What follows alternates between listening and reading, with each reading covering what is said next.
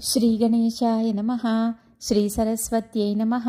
శ్రీపాదవల్లభ నరసింహ సరస్వతి శ్రీ గురుదత్తాత్రేయాయ నమః. శ్రీ గణపతి సచ్చిదానంద సద్గురుభ్యో నమః. శ్రీ గణపతి సచ్చిదానంద 33వ అధ్యాయం కొనసాగుతోంది. గురువులెందరూ?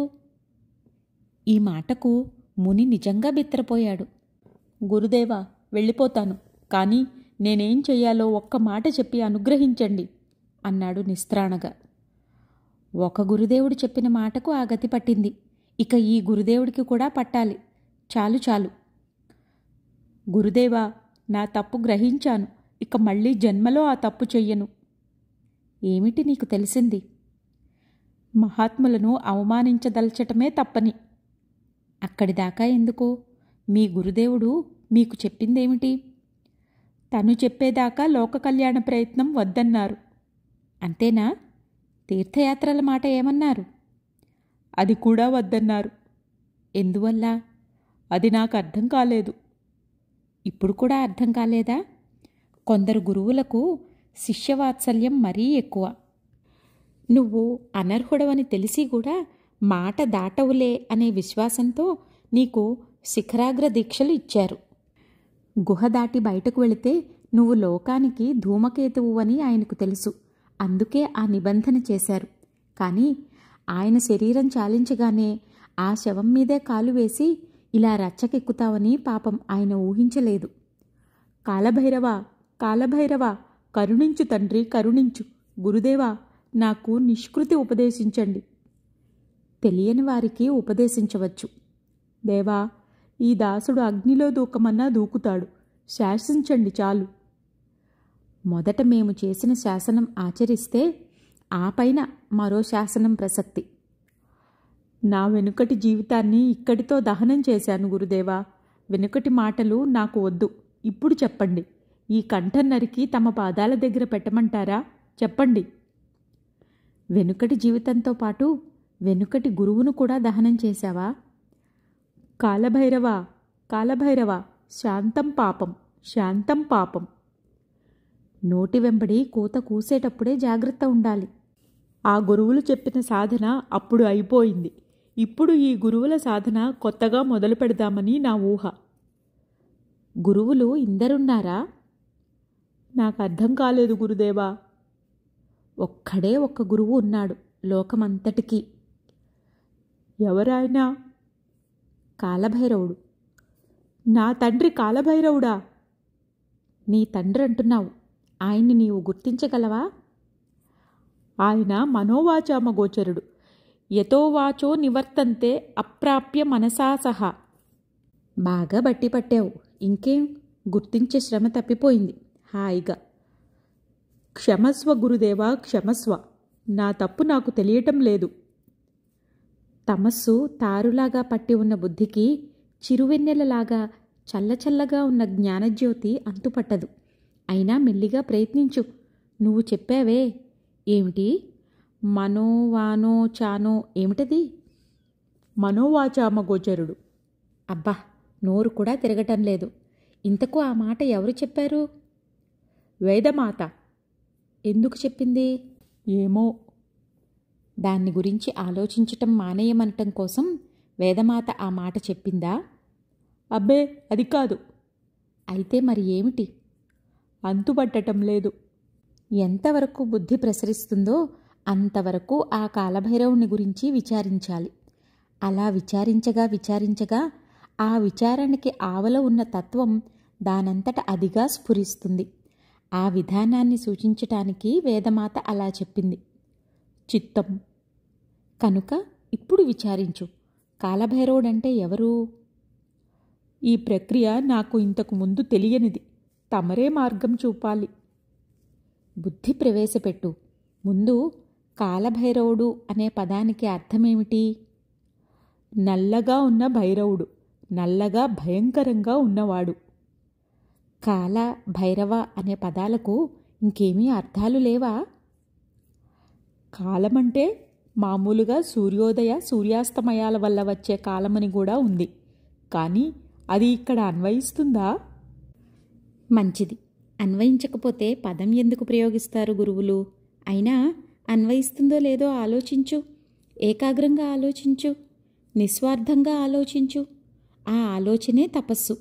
తపస్సుతోనే పరతత్వాన్ని తెలుసుకునే ప్రయత్నం చెయ్యమని వేదంలో వినలేదా నువ్వు? విన్నాను, కానీ తపస్సు అంటే మంత్రానుష్ఠానం అనుకున్నాను. మంత్రానుష్ఠానమన్నా ఇదే. మంత్రం అంటే మననము అని కదా అర్థం. అనుష్ఠానం అంటే అనుసరించి ఉండటం. లోపల మననం నిరంతరంగా జరుగుతూ ఉండగా ఇటు అటు పోకుండా ఆ మననాన్ని అనుసరించి ఉండటమే మంత్రానుష్ఠానం. అదే తపస్సు. అన్వయిస్తోంది. ఇప్పుడు కాలం అంటే ఏమిటో తపో మార్గంలో అన్వేషించు. సూర్యచలనం మీద కాలం ఆధారపడి ఉందని నువ్వే అంటున్నావుగా. ఒకవేళ సూర్యగోళం కనిపించని దూరానికి వెళ్ళిపోయామనుకో, అప్పుడు మన కాలం యొక్క స్వరూపం ఏమవుతుంది? అది బుద్ధికి అందుతుందా? వేదమాత ఆధారం ఉందిగా. మనం కోరితే ఆ తల్లి మనను వేలు పట్టుకు నడిపిస్తుంది. అలా నడు. అప్పుడు కాలం యొక్క అఖండాకారం కనిపిస్తుంది. అదే మహాకాల స్వరూపం. అప్పుడు భైరవతత్వం అన్వేషించు. అది పరమేశ్వరీ తత్వంగా దర్శనమిస్తుంది. ఆ రెండూ కలిసి కాలభైరవుడు శివ శక్తి స్వరూపమైన ప్రకృతి పురుష విరాట్ రూపంగా గోచరిస్తుంది. ఆ కాలభైరవుడే లోకాలన్నింటికీ గురువని తెలుస్తుంది. ఆ కాలభైరవుడే గురురూపంగా అవతరించాడని భావించాలన్నమాట. భావించటం కాదు, గుర్తించాలి, దర్శించాలి, అనుభవించాలి. చిత్తం. అప్పుడు ఆ గురువుకి ఈ గురువుకి మధ్యన భేదం ఉందనే భ్రాంతి తొలగుతుంది. కాలభైరవుడు ఒకే కాలంలో అనేక రూపాలలో ఉంటాడా? అనేక రూపాలలో ఉన్నదే వాడు. కానీ నీ కొరకు ఏ రూపం తీసుకున్నాడో ఆ రూపం తనంత తానుగా ఉపసంహరించుకునే వరకు, అంటే ఆ శరీరం వదిలిపోయే వరకు నీవు మరో గురుస్వరూపాన్ని ఆశ్రయించే ప్రసక్తి లేదు. అలాంటి ఆలోచన వచ్చినా శిష్యుడు పతితుడవుతాడు. ఈ విషయం శాస్త్రాలలో సుప్రసిద్ధమే. కనుకే నువ్వు చెయ్యాల్సింది అప్పుడు చెప్పిన సాధన, అప్పుడు చెప్పిన ఆజ్ఞలు వహించటం కాదు. ఇప్పటికి అవసరమైన మార్పులు ఏవైనా ఉంటే అవి గురువు యొక్క ఇప్పటి రూపం ద్వారా ఆజ్ఞలుగా వస్తాయి. వచ్చిన వాటిని నిర్నిబంధంగా ఆచరించాలి. వెనుక అలా చెప్పావుగా అనరాదు. చెప్పని వాటి విషయంలో వెనకవి ఆచరిస్తూ ఉండవలసిందే. తెలిసింది గురుదేవా. ఇక నుంచి మళ్ళీ నా గుహాద్వారం దాటే ఆలోచన చెయ్యను. ఇప్పుడు తమరు ఉపదేశించిన తపోమార్గంలో కాలభైరవ తత్వాన్వేషణ చేస్తాను. మంచిది. కానీ ఒక్క సందేహం. ఏమిటది? లోకోద్ధరణ, ఆత్మోద్ధరణ. నన్ను అపార్థం చేసుకోవద్దు. కేవలం జిజ్ఞాసతో అడుగుతున్నాను. లోకానికి ఉపకారం చేద్దామనే నా ఆలోచనలో దోషం ఏమిటి? అవును, ఈ విషయంలో నీకున్న భ్రమలు తొలగకపోతే ఈ ఆలోచన ఎప్పటికైనా నిన్ను చెరపచూస్తూనే ఉంటుంది. నీ తప్పు ఉన్నది లోకోపకార చింతలో కాదు, నేను ఉపకారం చేస్తున్నాను అనే అహంకార బుద్ధిలో ఉంది దోషం. ఈ లోకం పరమేశ్వరుడి విరాట్ రూపం. ఇందులో ఒక చిన్న అణువు నువ్వు, లేదా ఒక వేలువు అనుకో. ఈ వేలు ఈ శరీరాన్ని ఉద్ధరించలేదు. ఆ విరాట్ పురుషుడికి సంకల్పం కలిగితే ఈ వేలును కదిలించి తనకు ఏ వీపు మీదనో గోకుకొని నా వల్ల పని జరిగింది కదా అనే సంతృప్తిని ఈ వేలికి అనుగ్రహిస్తాడు.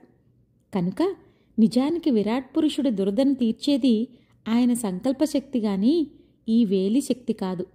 దురద తీర్చటమే వేలి సొంత శక్తి కాదంటూ ఉంటే ఈ చిన్న వేలు విరాట్ పురుషుడి శరీరంలో అన్ని పనులు తనే చేస్తానని విర్రవీగుతూ ఉంటే అది దోషం కదా. నువ్వు లోకోపకారం చెయ్యాలనేది ఆ విరాట్ పురుషుడి సంకల్పం కనుక అయినట్లయితే అది ముందుగా నీ గురువుల ద్వారానే నీకు వ్యక్తమవుతుంది. ఆ పైన నీ అంతరాత్మలో భాసిస్తుంది నీకే. ఇలాంటి ఆజ్ఞ వచ్చిందంటే అది నిన్ను ఉద్ధరించేందుకు పరమాత్మ చేస్తున్న ప్రయత్నమని గుర్తించాలి ముందు. కనుక దానికి కావలసిన శక్తి నువ్వు సంపాదిస్తున్నావంటే నిన్ను ఉద్ధరించుకునే శక్తి కోసం నువ్వు ప్రయత్నిస్తున్నావన్నమాటే. కనుక నీ శక్తి నీకు సరిపోతుందా లేదా అని 1కి 4 సార్లు నిన్ను నువ్వే పరీక్షించుకోవాలి. ఇది ఒక అంశం.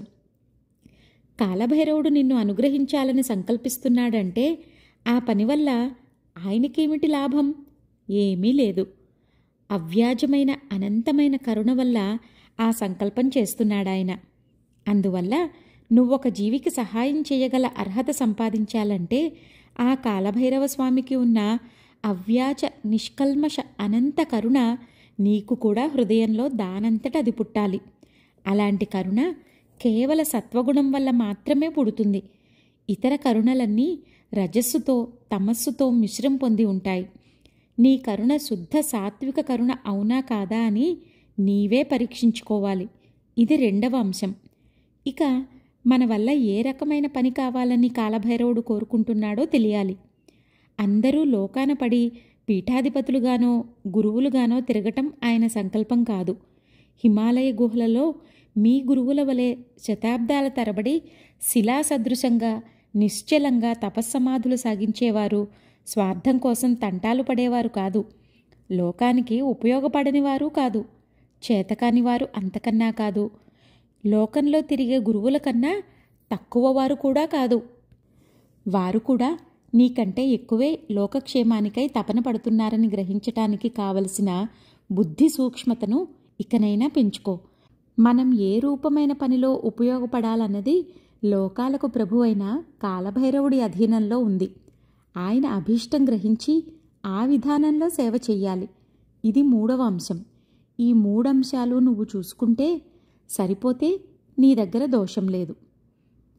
గురుదేవా, ఈ 3 అంశాలు నా మనస్సులో లేనే లేవు పూర్వం. ఇప్పుడు స్పష్టంగానే కనిపిస్తోంది.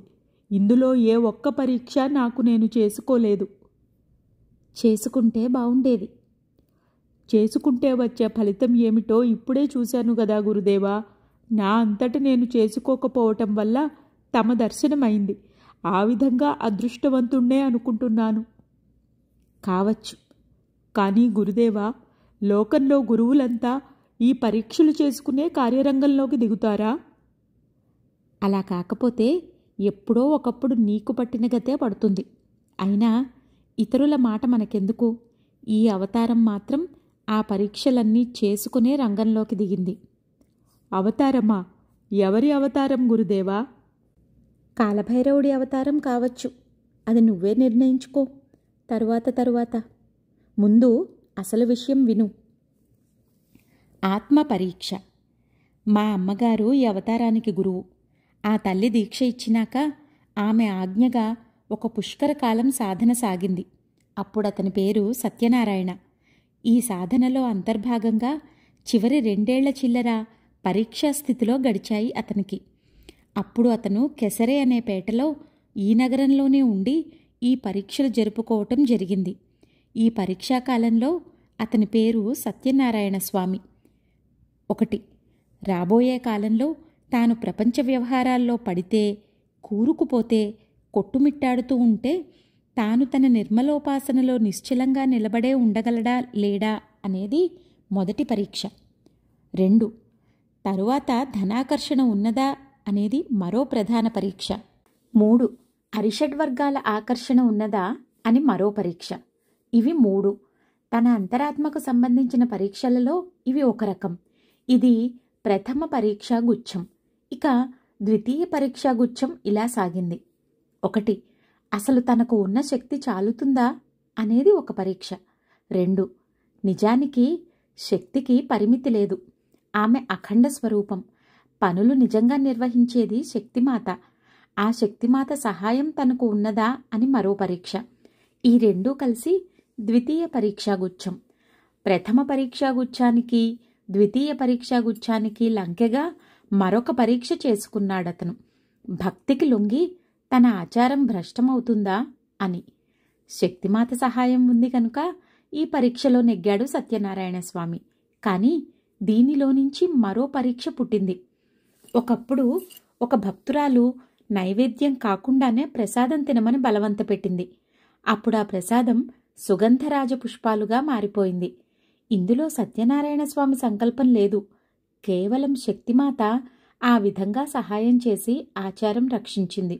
కానీ ఆ సందర్భంలో సత్యనారాయణ స్వామి నోటి వెంట నీ వంశం దెబ్బతింటుంది అని వచ్చింది. ఈ మాటను కూడా శక్తిమాత నిజం చేసింది. దీనివల్ల ఒక కొత్త పరీక్ష ఎదురైంది. నీ మీది ప్రేమతో నువ్వన్నవన్నీ శక్తిమాత నిజం చేస్తోంది. ఇదే సత్య సంకల్ప స్థితి. ఈ స్థితి వచ్చిన సాధకుడికి మరో బాధ్యత కూడా ఏర్పడుతుంది. తను శక్తిమాతకు వ్యర్థమైన శ్రమను కలిగించరాదు. ఈ బాధ్యతను తను నెరవేర్చాలంటే తన సంకల్పాలను నిగ్రహించుకునే శక్తి కావాలి. అంటే తన సంకల్పాలు విశ్వసృష్టి విశాల ధర్మాలతో నిర్ద్వంద్వమైన తాదాత్మ్య స్థితిని పొందాలి. ఈ సంకల్ప సంవాదం తనకున్నదా అనేది మరొక పెద్ద పరీక్ష. ఇది ఒక్కటే తృతీయ పరీక్షా గుచ్ఛం. అర్జునుడు చేసిన ప్రతి ప్రతిజ్ఞను కృష్ణ పరమాత్మ కాపాడాడు. అలాగే సత్యనారాయణ స్వామి చేసిన ప్రతి సంకల్పాన్ని ప్రకృతి మాత కాపాడింది. అందువల్లే అతను ఈ ప్రత్యేక పరీక్ష తనకు తాను జరుపుకోవలసి వచ్చింది. ఈ పరీక్షల వల్ల సత్యనారాయణ స్వామికి ఒక గొప్ప ప్రయోజనం లభించింది. ఆ శక్తే తాను అయిపోయాడతను. అందువల్ల తాను సంకల్పం చేయటం, శక్తిమాత వచ్చి సహాయం చేయటం అనే పరిస్థితి పోయింది. ఈ అభేద పరిస్థితి రావటమే అతను స్వామీజీ అవటం. అప్పటికి పరీక్షలు పూర్తయినాయి. కనుకే స్వామీజీ, ఆశ్రమం అనేవి అవతరించాయి. శక్తి తనే అయిపోయినా కూడా ఆ శక్తిని ఉపయోగించే విధానం ఈ బహిరుపాధికి అంతరుపాధికి కూడా అభ్యాసం కావాలి. ఆ అభ్యాస కాలంలోనే ఆకాశస్తంభన, భూస్తంభన విద్యలు ఈ ఆశ్రమానికి వచ్చాకే సిద్ధించాయి. మిగిలిన 3 స్తంభనాలు అంతకుముందే స్వాధీనంలో ఉన్నాయి. 1966, 67, 68లలో ఈ స్తంభన విద్యలు అధికంగా ప్రకటన జరిగాయి. ఎందుకంటే అభ్యాస బలం కోసం. ఆ రోజుల్లో ఈ యోగ విద్యల సాధన ద్వారా అనేక మంది భక్తులకు అనేక రకాల ఉపకారాలు చేసేవారు స్వామీజీ. అంటే అప్పట్లో ఒకరింటికి వెళ్ళాలి అంటే ఒక సైకిలో, ఒక కారో, ఒక వాయుస్తంభనో, ఒక ఆకాశ స్తంభనో చెయ్యాలి. అలా చెయ్యాలంటే యోగశాస్త్రోక్తమైన విధానం అంతా చెయ్యాలి. చేసేవారు స్వామీజీ. అది చూసేవారికి బాగుండేది. స్వామీజీ క్షణక్షణానికి సమాధిలోకి వెళ్ళిపోతారు. రోజుల తరబడి సమాధిలో ఉండిపోతారు. సమాధిలో ఉంటే ముళ్ళు గుచ్చుకున్నా తెలీదు అని అబ్బురంగా చెప్పుకొని ఆనందపడేవారు. అలాగే ఆ రోజుల్లో భూగృహ సమాధులు ఎక్కువ. వారం రోజులు సమాధిలో ఉన్నారని భక్తుల సంతోషం. కానీ అందులో సమాధి భాగం ఎంత, స్తంభన విద్య కల్పం ఎంత, సూక్ష్మ శరీర సంచార విధానం ఎంత అన్న వివేకంతో వాళ్లకు పనేముంది. కానీ క్రమంగా ఈ సమాధులు, ఈ స్తంభన మహత్తుల ప్రదర్శన తగ్గింది. కానీ పనులు ఇంకా ఎక్కువగా జరుగుతూనే ఉన్నాయి. ఎలా జరుగుతున్నాయి? ఈ కాషాయ వస్త్రసిద్ధి అయినాక, యజ్ఞోపవీతం అంతర్ధానమైనాక అంతరంగంలో ఒక కొత్త విశ్రాంతి వచ్చింది. శక్తితో ఏర్పడిన ఐక్యసిద్ధి వల్ల ఈ విశ్రాంతి ఏర్పడింది. మనస్సులో అన్ని ఉద్వేగాలు అణిగిపోయినాయి. ఇది 1966లో జరిగింది. దీని స్థాయి భావాన్ని 2 సంవత్సరాలు పూర్తిగా పరీక్షించుకున్నారు స్వామీజీ. అప్పటికి నిస్సందేహమైన దృఢత్వం, శాశ్వతత్వం ఏర్పడింది. యోగ ప్రక్రియలో కిటుకులన్నీ ఉపాధికి కూడా పూర్తిగా స్వాధీనానికి వచ్చాయి. ఇక ఇప్పటి ప్రక్రియ ఏమిటి? సంస్కారాత్మకమైన మనస్సు నిస్సంకల్పంగా ఉంటుంది. ఉండి ఉండి దానిలో ఏదో సంకల్పం ప్రవేశిస్తుంది. అది ప్రవేశించగానే అభ్యాసాత్మకమైన మనస్సు వీక్షణ, స్పర్శన, స్మరణాది రూపాలలో ఏదో రూపంగా సాధనోపాయాలను ప్రసరింపచేస్తుంది. అంతే. ఇక వేరే యోగ ప్రక్రియలేవీ జరగవు. ఫలం సిద్ధిస్తుంది. ఉదాహరణకు మిఠాయి, ప్రసాదాలు, వస్త్రాలు, రత్నాలు, విగ్రహాలు, దూరదేశ సందర్శానుగ్రహాలు, ఇలా కోటానుకోట్ల పనులు లిప్తలో 1/4 భాగంలో జరిగిపోతూ ఉంటాయి. ఇది ఇప్పటి ప్రక్రియ. ఈ మార్పు వల్ల స్వామీజీకి 2 ప్రయోజనాలు సిద్ధించినాయి. అల్పములని, నికృష్టములని తెలిసి కూడా ప్రకటించిన ఆ సిద్ధుల వల్ల లోకంలో జనుల దృష్టి స్వామీజీ మీద పడ్డది. అందువల్ల స్వామీజీ మీద వారి గురువులుంచిన సత్కార్య నిర్వహణకు మార్గం తేలికైంది. ఇక ఇప్పుడవి మానటం వల్ల కేవలం ఈ అల్పసిద్ధుల మీదే దృష్టి పెట్టుకున్న అల్పులు స్వామీజీలో శక్తి తగ్గిపోయిందని దూరంగా పోతున్నారు. మొక్క పెరుగుతున్నప్పుడు ఎండిపోయిన కొమ్మలు తుంచివేయాలి కదా మరి. మిగిలిన అసలైన భక్తులు ఇతోధికంగా లాభాలు పొందుతున్నారు. ఈ ప్రక్రియ రాను రాను ఇంకా పెరుగుతుంది. ఇందులో కొంత మోసం కూడా ఉంది. కానీ దుష్టులను కొందరిని దూరంగా పెట్టుకోవటానికి ఈ ఆయుధం తప్పదు. నీలాంటి మంత్రసిద్ధుడే పొరపాటు పడి బోల్తా పడ్డాడంటే ఇక లౌకిక జనం పళ్ళు రాలేటట్టు పడరా మరి? పడతారు. అలా పడేయటమే ఇప్పటి ప్రణాళిక.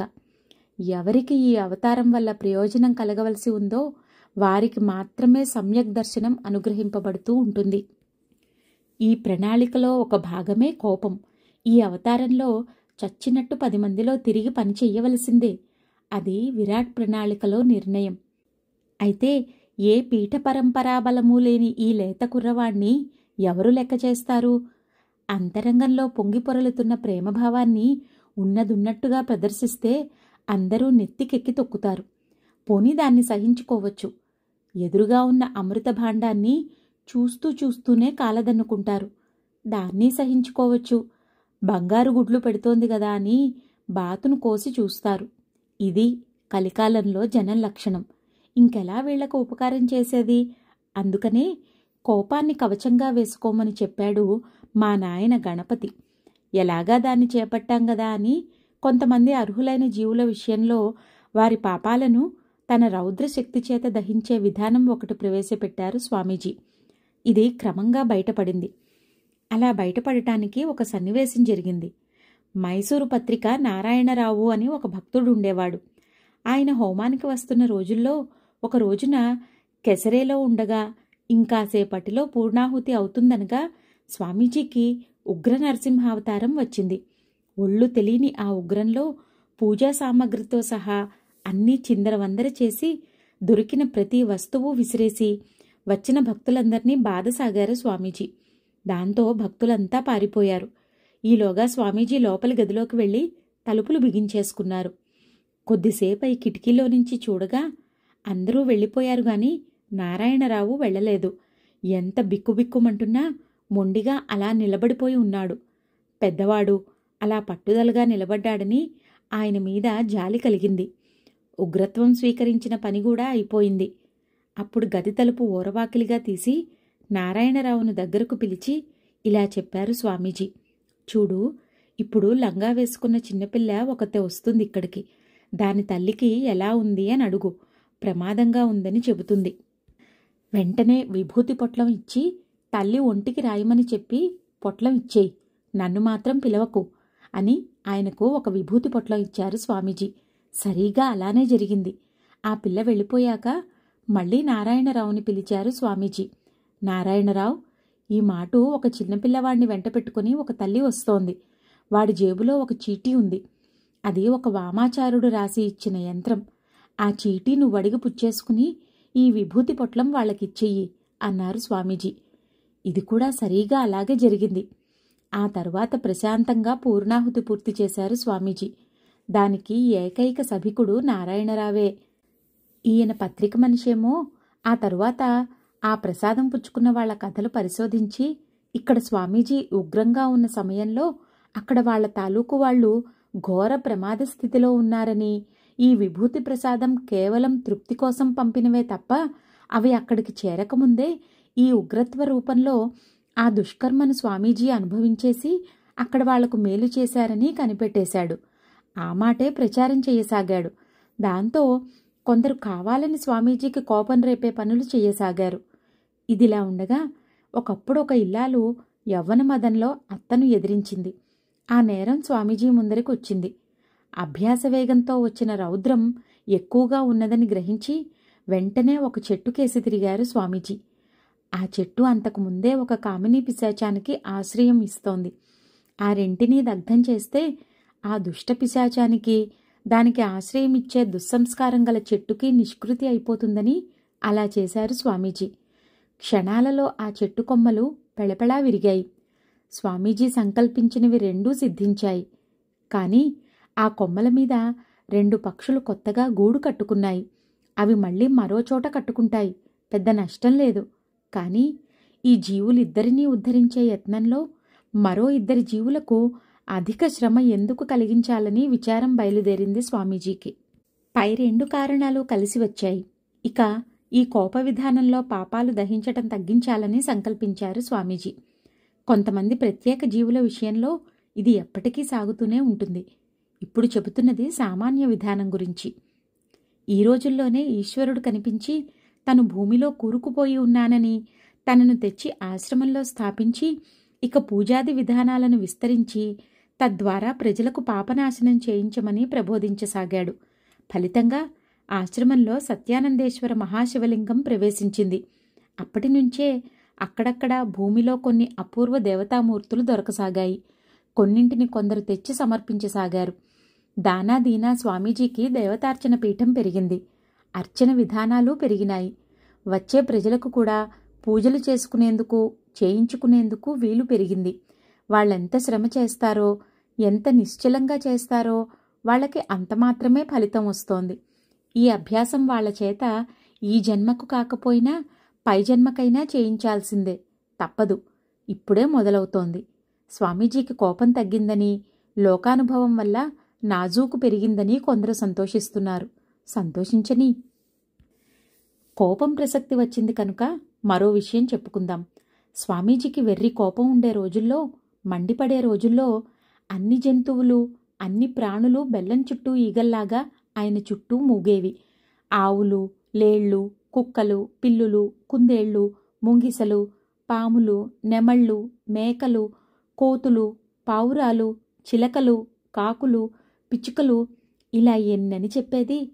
అన్నీ సందు దొరికితే చాలు స్వామీజీ చుట్టూ చేరేవి. స్వామీజీ కూడా పుట్టలలో చేతులు పెట్టి కెలికి పాములను బయటకు తీసి కౌగలించుకునేవారు. గూళ్లల్లో ఉన్న పక్షి పిల్లలను తెచ్చి ఆడుకుంటూ ఉంటే తల్లి పక్షి స్వామీజీ తొడమీద కూర్చుని సంతోషంగా కిలకిలలాడేది. ఇక విరోధి జంతువులన్నీ కలిసి ఆడుకోవటం అప్పట్లో ఇక్కడ నిత్యకృత్యమే. ఇంతెందుకు, ఆశ్రమం అంతా ఒక చిన్న జంతు ప్రదర్శనశాలల్లే ఉండేది. ఇదంతా ఏదో తపశ్శక్తి ప్రభావం అని ప్రజల విశ్వాసం. నిష్కల్మషమైన ప్రేమభావన తప్ప ఇందులో ఏ మంత్రమూ, ఏ కనికట్టు లేదర్రా బాబూ అని నెత్తి నోరు బాదుకున్నా జనం వినరు. అంత ప్రేమ ఉంటే స్వామీజీకి మనుషుల మీద ఇంత వెర్రి కోపమేమిటి అని వాళ్ల వాదన. ఇప్పుడు మనుషుల మీద కోపం తగ్గిపోయింది. ఇక ముందు ఇంకా తగ్గిపోతుంది. కానీ ఈ జంతువులన్నీ ఆదరంగా స్వామీజీ దగ్గరకు చేరటం మానేశాయి. స్వామీజీ కూడా ఆనందకరమైన ఆ ఆటలు మానేశారు. ఎందువల్ల? అందరికీ తెలిసిన సమాధానం ఒకటి ఉంది. స్వామీజీకి తపశ్శక్తి తగ్గిపోయింది అని. అంతకుముందు అవి దగ్గర చేరింది ప్రేమశక్తి వల్లనే కానీ తపశ్శక్తి వల్ల కాదే. అయితే ఇప్పుడు స్వామీజీలో ప్రేమ తగ్గిపోయిందనాలి. మరి ఇదివరకటి కంటే కోపం తగ్గి అందర్నీ ప్రేమగా చూస్తున్నారుగా. ఇక్కడ సామాన్యులు అర్థం చేసుకోలేరు. స్వామీజీ సంచారాలు పెరిగినాయి. స్వామీజీ మీద ముగ్ధ ప్రేమ పెంచుకున్న ఆ నోరులేని జీవాలు స్వామీజీ లేని సమయాలలో ఆహారం తీసుకోవటం మానేస్తున్నాయి. అందువల్ల దుర్బలమైనవి మరణిస్తున్నాయి. అది యుక్తం కాదు. స్వామీజీ ప్రణాళికలో సంచారాలు తప్పవు కనుక ఇక క్రమంగా ఈ జీవులను దగ్గరకు తీయటం తగ్గించుకుంటున్నారు స్వామీజీ. ఇలా వాటిని దూరం చేసుకోవటానికి మాత్రం స్వామీజీ తన యోగ సంకల్ప శక్తిని ఉపయోగించుకోవలసి వచ్చింది. ఇప్పుడు నీకు స్వామీజీ అనేక వివరాలు చెప్పారు. ఈ వివరాలలో విరాట్ ప్రణాళికలో స్వామీజీ ప్రణాళిక ఏమిటి? ఇందులో రేకులు ఎలా ఎలా విచ్చుకుంటున్నాయి? దీనికి పూర్వరంగంగా పరీక్షలు ఎలా జరిగినాయి? చివరికి వచ్చేసరికి పరీక్షలు, ప్రణాళిక ఎలా ఏకాత్మంగా పరిణమించాయి అనే వివరాలన్నీ వచ్చాయి. ఇందులో నువ్వు ముఖ్యంగా గ్రహించవలసింది, మొదట్లో గంగా యమునలుగా ఒకదానితో ఒకటి ఏ పోలికా లేని రెండు నదులుగా కనిపించిన పరీక్షలు, ప్రణాళిక అన్నవి ఒకచోట సంగమిస్తాయి. ఆ త్రివేణి తీర్థమే సాధకుడి చరిత్రలో మహాక్షేత్రం. అక్కడి నుంచి ఇక ఉన్నదంతా దివ్యగంగే. దానికి యమున అనే వ్యవహారం పోతుంది. గంగా యమునల కలయిక దానంతటది రావాలి. దీనిలో నుంచి ఒక చెంబెడు, దానిలోంచి ఒక చెంబెడు నీళ్లు తెచ్చి కలుపుకుంటే త్రివేణి సంగమ ప్రభావం రాదు. అలాగే సాధకుడి సాధనలో ఈ సంగమ స్థితి దానంతటది రావాలి. వచ్చేదాకా, అర్హత సిద్ధించేదాకా సాధన సాగాలి. అలా సాగకుండా ముందే తొందరపడటమే నీ తప్పు. గురువు సూచించినా చెప్పినా చివరికి కఠినంగా శాసించినా కూడా తలకెక్కకపోవటమే నీ ఘోరాపరాధం. ఇప్పటికైనా బాగుపడదలుచుకుంటే స్వామీజీ నీ మీద ఇంత సమయం వెచ్చించిన దానికి కృతజ్ఞత ఉంటే వెంటనే నీకు గురుశాసన లబ్ధమైన గుహలోనే నిశ్చలంగా ఉండి తపస్సు సాగించు. నీకు శుభం కలుగుగాక. సుదీర్ఘమైన స్వామీజీ ఉపదేశాన్ని తన ధారణ శక్తితో హృదయంలో ముద్రించుకున్న ముని లేచి మళ్లీ సాష్టాంగ వందనం చేశాడు. గురుదేవా, మీ అనుగ్రహం చేత వివేకనేత్రం తెరుచుకుంటుందని ధైర్యం కలుగుతోంది. చిరకాల సాధనావిధికి అలవాటు పడ్డ నాకు సాధనావిధిలో విసుగులేదు. పైగా అది నాకు ఆనందప్రదం. మీ అనుగ్రహం వల్ల ఇక ఈ నూతన తపఃప్రక్రియలో చిత్తవృత్తిని విలీనం చేసే ప్రయత్నం చేస్తాను. కానీ నాకు తామొక వరం అనుగ్రహించాలి. అలా వరం ఇస్తానంటేనే ఈ పాదాలను వదులుతాను అన్నాడు స్వామీజీ పాదాలను గట్టిగా కౌగలించుకుని. నీకేమీ భయం లేదు. అప్పుడప్పుడు స్వామీజీ ప్రత్యక్షంగా నీ దగ్గరకు వచ్చిపోతూనే ఉంటారు. నీవు నిశ్చింతగా నీ తపశ్చర్య సాగించు. ఇక నీ దగ్గర నుంచి తీసుకున్న ఈ మంత్రశక్తి కూడా ఇక్కడ సత్పాత్రులకు వినియోగం అవుతుంది. ఆ పుణ్యం కూడా నీకు చేరి నీ సాధన మరింత విజృంభించి విజయవంతమవుతుంది. శుభమస్తు. ఇక లేలే, జనం నలుగురు చేరే లోపల నీ ప్రయాణం సాగించు అని స్వామీజీ అంటూండగానే పైకి లేస్తున్న ముని భ్రూమధ్యంలో బొటనవేలు ఉంచారు స్వామీజీ. 33వ అధ్యాయం సమాప్తం. జై గురుదత్త.